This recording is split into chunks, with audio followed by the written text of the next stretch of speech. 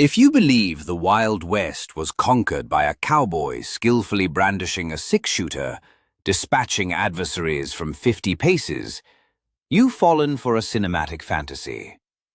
The reality was far more severe, significantly pricier, and, frankly, much more perilous for the individual wielding the firearm.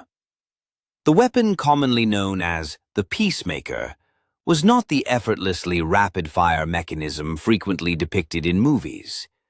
It was a hefty, cumbersome piece of metal that took time to load, demanded a month's salary, and produced a sound more akin to a cannon's roar than a whip's crack. Most frontiersmen couldn't even afford one, instead carrying inexpensive, nickel-plated contraptions that were as likely to detonate in their hands as they were to strike a target.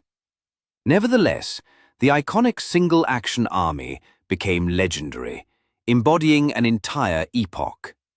To grasp why, we must discard the myths, analyze its cold, hard mechanics, and delve into the forensic evidence that reveals how these firearms were truly employed when circumstances became dire. We will examine the grim truth of the weapon purportedly instrumental in winning the West. The firearm, eventually dubbed the Peacemaker, emerged from an urgent necessity to secure a governmental contract, not from a desire to control the frontier. By the early 1870s, the Colt Company faced financial difficulties. Patent laws had constrained them, granting their rivals, Smith & Wesson, a modern, bored-through cylinders essential for metallic cartridges. When Colt finally had the opportunity to enter the modern era, their initial attempts failed. The Army rejected their early, open-top design, deeming it insufficiently robust for the potent new ammunition required for cavalry combat. Colt's engineers returned to their designs, incorporating a solid steel bridge over the cylinder, a feature factory workers termed the strap pistol. This revised design created a frame stiff enough to accommodate the .45 Colt cartridge, a round capable of propelling a heavy lead bullet with enough force to incapacitate a horse. The Army adopted it in 1873, paying approximately $13.30 for each unit. However, in the civilian world, acquiring one of these weapons represented a significant financial outlay. Part 1. The Economics of Violence. We often imagine every wanderer and cowboy in the West proudly carrying a pristine new Colt on their hip. Yet the economic realities of the 1880s paint a vastly different picture. A standard civilian Colt single-action army cost between $17 and $20. To modern ears, that sounds like a negligible sum, but one must consider the wages of the era.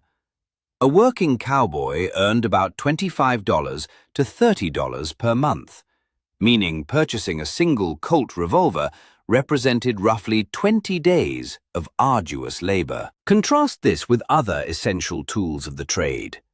A high-quality saddle cost approximately $60, equivalent to 2 months of wages, and a typical horse would set one back $200 or half a year's earnings. Thus, while attainable, the Colt was a substantial investment. It was less expensive than a Winchester rifle, which retailed for $40 to $50, making the revolver the primary firearm for those who couldn't afford a long gun.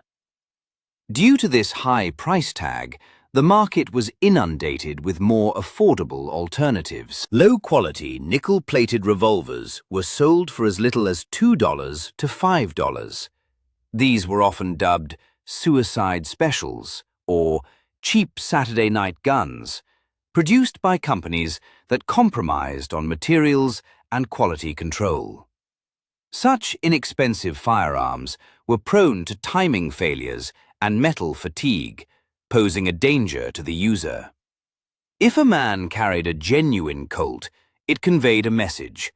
It indicated he was a professional, a lawman, an outlaw, or a soldier, who prioritized reliability over cost. He carried a tool that would not shatter when used as an impromptu bludgeon, nor would it malfunction when covered in trail dust. The cost of the weapon was not the only obstacle to becoming a gunfighter. Ammunition was also dear. A box of 50 cartridges cost about $1 to $1.25, representing a full day's wages for a cowboy. At roughly 2 cents per round, practicing with a weapon was a luxury few could afford. This economic constraint suggests that the expert marksmen frequently depicted in films were a rarity. Most users likely discharged their weapons only when absolutely necessary, relying on close-range volume of fire rather than precise aiming. Part 2. The mechanics of the weapon. To grasp its history, one must first comprehend the machine itself. The Colt single-action army possessed a distinct mechanical character that dictated its application. It earned the moniker the 4 clicks due to the sound the hammer produced when cocked. Collectors and historians often note these 4 clicks effectively spell out the letters C-O-L-T. The first click engaged the safety notch. The second positioned it at half cock for loading.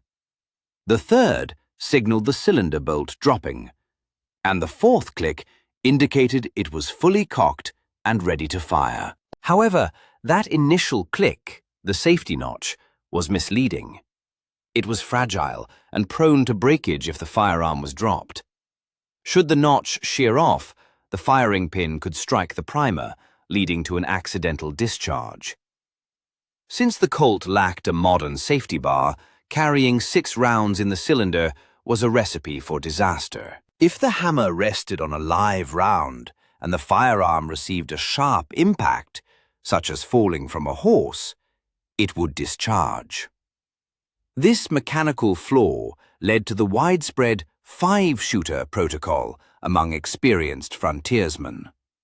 One would load a chamber, skip the next, load the remaining 4, then draw the hammer back and gently lower it, ensuring it rested safely on an empty chamber. Thus, the legendary 6-shooter was, in practice, a 5-shot weapon for any individual who valued their leg. Then there was the issue of reloading.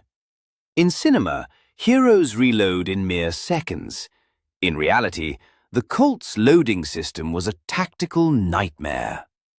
Unlike the competing Smith & Wesson Schofield, which broke open at the top and simultaneously ejected all 6 spent casings, the Colt required individual ejection of each empty shell. One had to place the hammer at half cock, open the side gate, and use the ejector rod to clear each chamber sequentially.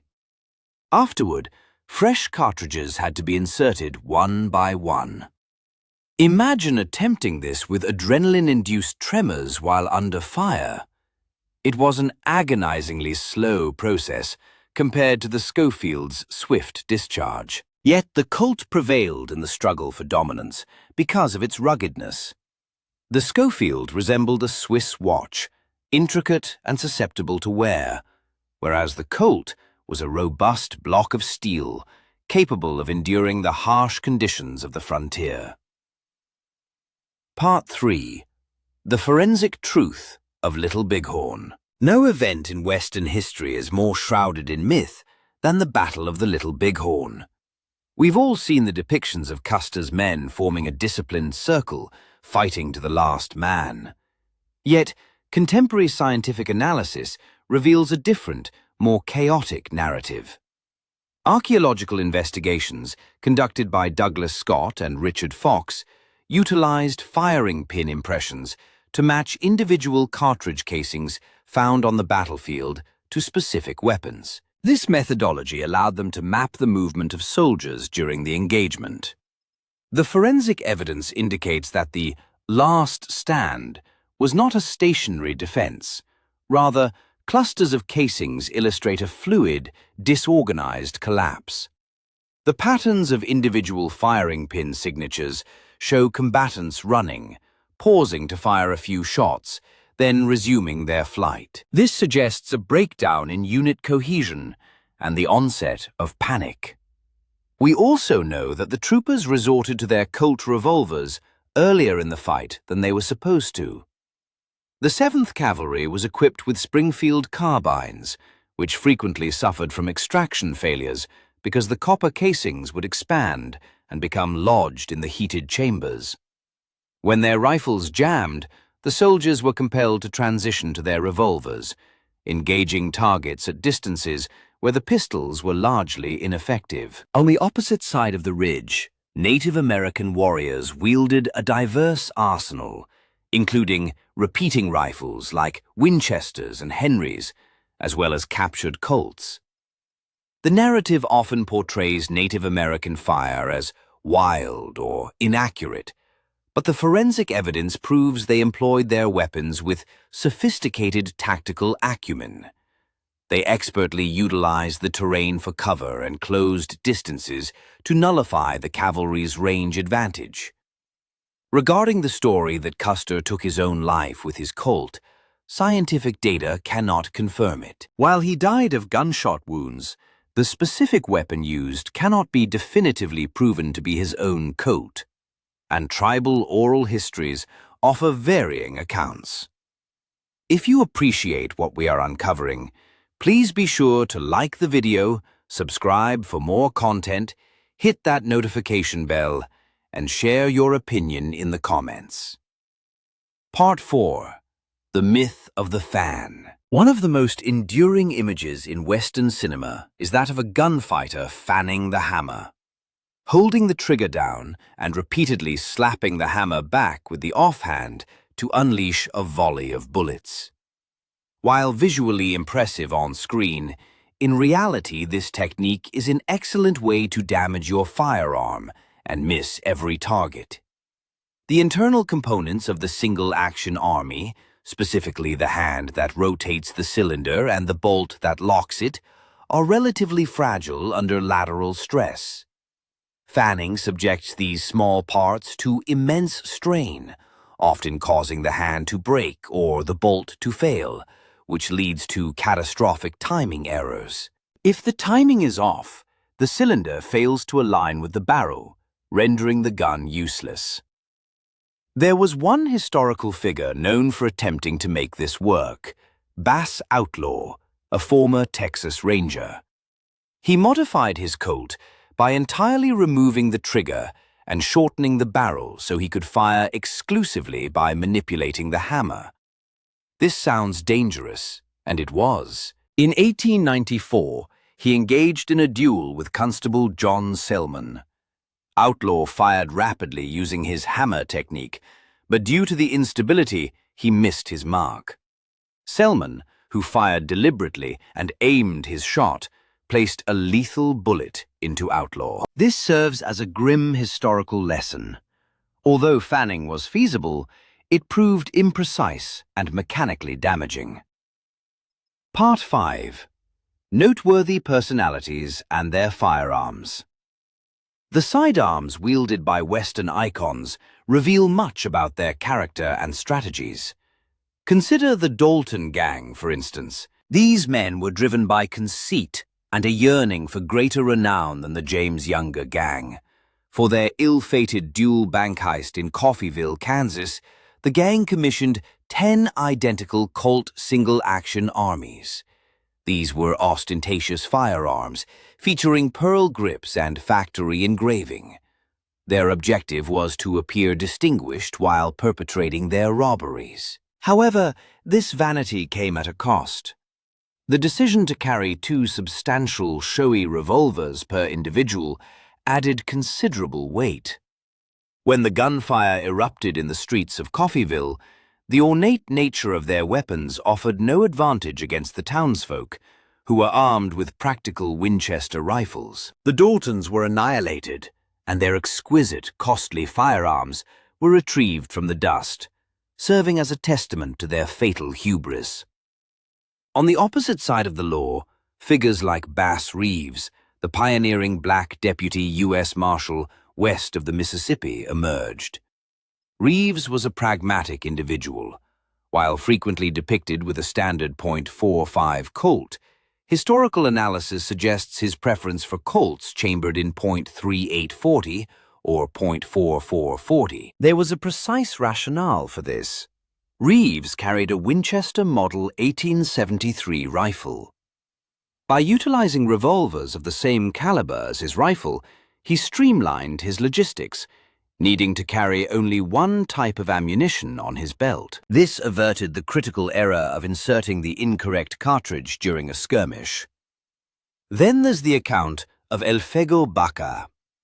In 1884, this 19-year-old self-proclaimed deputy fended off a throng of Texas cowboys for approximately 36 hours while isolated in a flimsy shack referred to as a jacal.